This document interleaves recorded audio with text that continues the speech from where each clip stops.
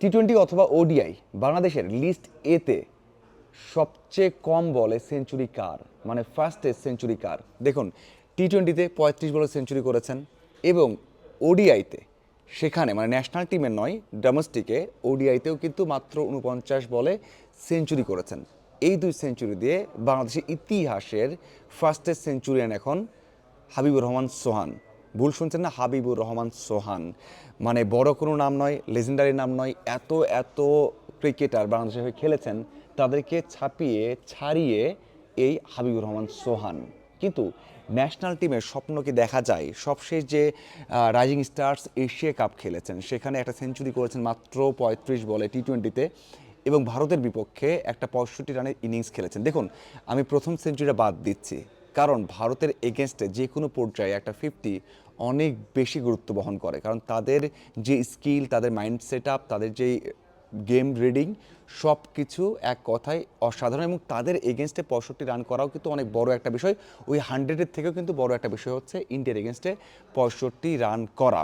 এই সোহানকে নিয়ে তখনই স্বপ্ন দেখা শুরু হয়েছিল যে হয়তোবা তাকে আমরা ন্যাশনাল টিমে দেখতে পারো বা সেই স্বপ্ন দেখা যায়। কিন্তু সত্যিই কি তা দেখা যায়?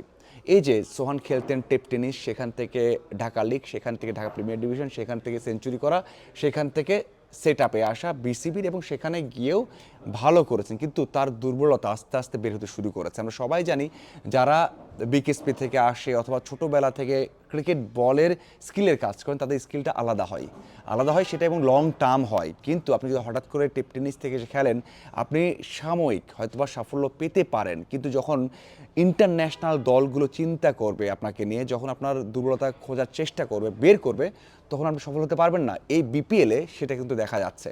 এই সোহান 5টা ম্যাচ খেলেছেন, 44 রান করেছেন, 8টার গড় এবং স্ট্রাইক রেট মাত্র 100।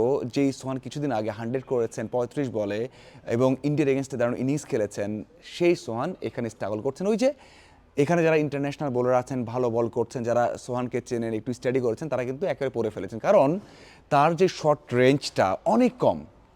ব্যাটের পাশে বল পেলে আপনার ছক্কা হাঁকাবেন, অনেক জোরে খেলতে পারবেন, কিন্তু একটু স্লোয়ার, একটু বাউন্স, একটু অফসাইডে বাউন্স দিলে, অফসাইডে ওয়াইড ইয়র্কার করলে আপনি খেলতে পারছেন না, এবং সেখানেই কিন্তু সফল হতে পারছেন না। 3টা বিপিএল হয়েছে, 3টা বিপিএলে খেলেছেন, ব্যর্থ হয়েছেন। একটা বিপিএলে সর্বোচ্চ 20 তার গড় ছিল প্রথমবার। এছাড়া কিন্তু তার গড় ভালো না।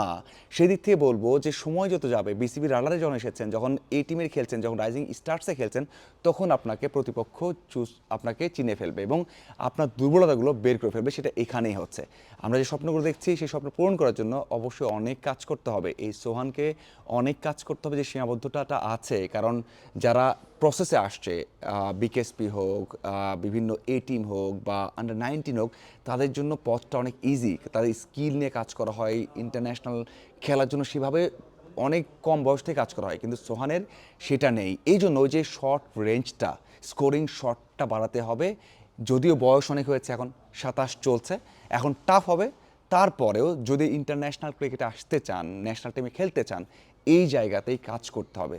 বাট আমরা স্বপ্ন দেখেছি যে সোহান ওই 2টা ইনিংস খেলেই ন্যাশনাল টিমে আসতে পারবেন, সেই স্বপ্নটা অবশ্যই বাস্তবে রূপ এখন পর্যন্ত নিতে পারবে না। অনেক কাজ করা বাকি আছে, ধারাবাহিক হতে হবে। এবং সোহান আমার মনে হয় এইবার যেই আসরটা খেলছে বিপিএলের, এখান থেকে শিক্ষা নেবে যে অনেক বড় পথ বাকি আছে যদি ন্যাশনাল টিমে যেতে হয়, এবং অনেক কিছু করার বাকি আছে।